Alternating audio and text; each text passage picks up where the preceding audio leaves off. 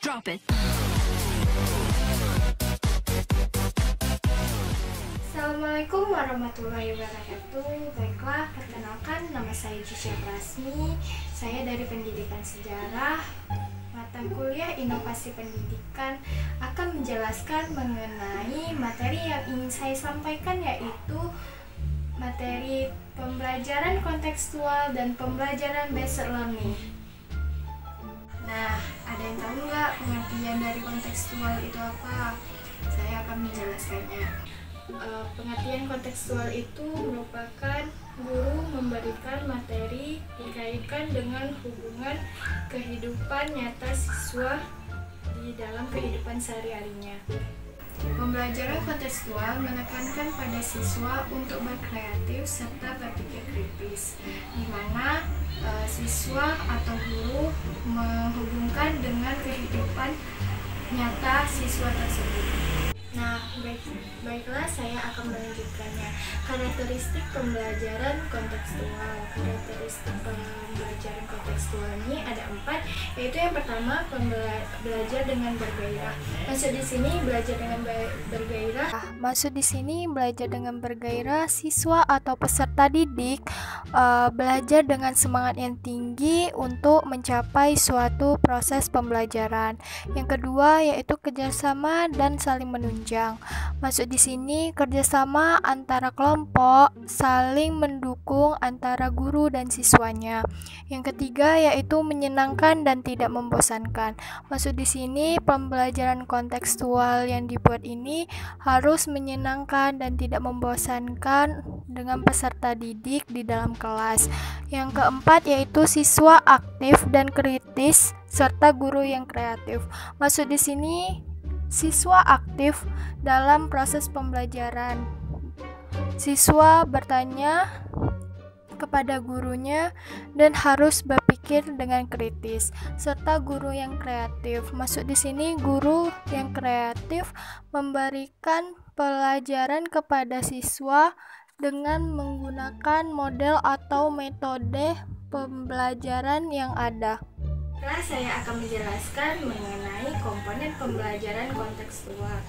Komponen pembelajaran kontekstual ini konstruktivisme, yaitu pengertian dari landasan berpikir atau filosofi yang diajarkan oleh siswa untuk mendorong atau menciptakan pengetahuan dalam proses pembelajaran. Yang kedua yaitu inquiry.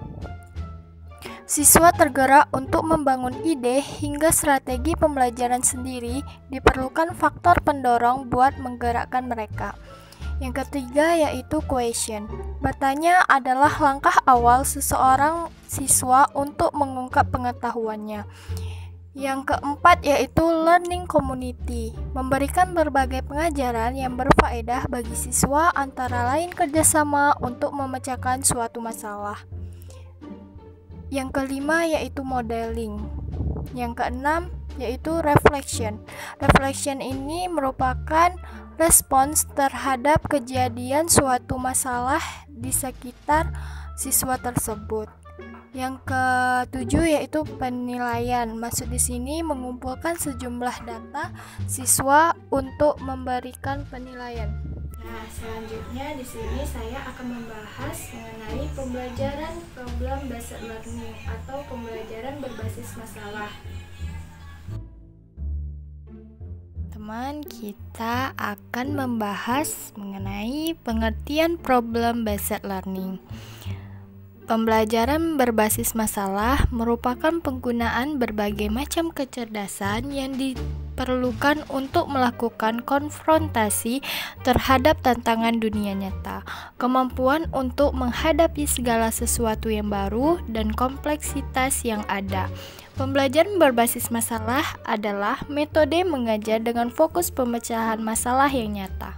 Nah, selanjutnya saya akan membahas mengenai karakteristik pembelajaran berbasis learning atau berbasis masalah. Nah, selanjutnya kita akan membahas mengenai karakteristik pembelajaran based learning. Yang pertama yaitu learning is student center. Proses pembelajaran dalam PBL lebih menitikberatkan kepada siswa sebagai orang belajar. Oleh karena itu, PBL didukung juga oleh teori konstruktivisme, di mana siswa didorong untuk dapat mengembangkan pengetahuannya sendiri. Yang kedua, masalah yang autentik mampu memahami. Maksud di sini, masalah yang disajikan kepada siswa adalah masalah yang autentik sehingga mampu dengan mudah memahami masalah tersebut serta dapat menerapkan dalam kehidupan profesionalnya nanti. Yang ketiga yaitu new information is acquired through self-direction and learning. Dalam proses pemecahan masalah, mungkin saja belum mengetahui dan memahami semua pengetahuan persyaratan sehingga siswa berusaha untuk mencari sendiri melalui sumbernya baik dari buku atau informasi lainnya. Yang keempat yaitu learning occurs in small group. Agar terjadi interaksi ilmiah dan tukar pemikiran dalam usaha mengembangkan pengetahuan secara kolaboratif, PBL dilaksanakan dalam kelompok kecil. Kelompok yang dibuat menuntut pembagian tugas yang jelas dan penerapan tujuan yang jelas. Yang kelima yaitu teacher as a facilitator. Pada pelaksanaan PBL, guru hanya berperan sebagai fasilitator. Nah, di sini saya akan membahas mengenai ciri dan model problem based learning. Yang pertama yaitu pemberian suatu masalah, yang kedua masalah kehidupan nyata yang dimiliki oleh siswa, terus yang ketiga mengorganisasikan pembahasan, yang keempat siswa harus bertanggung jawab dalam pembelajaran. Kita akan membahas mengenai langkah-langkah pembelajaran based learning. Yang pertama yaitu konsep dasar atau fasilitator memberikan konsep dasar atau skill bagi siswa. Yang kedua, pendefinisian masalah yang dihadapi oleh siswa. Yang ketiga yaitu pembelajaran mandiri.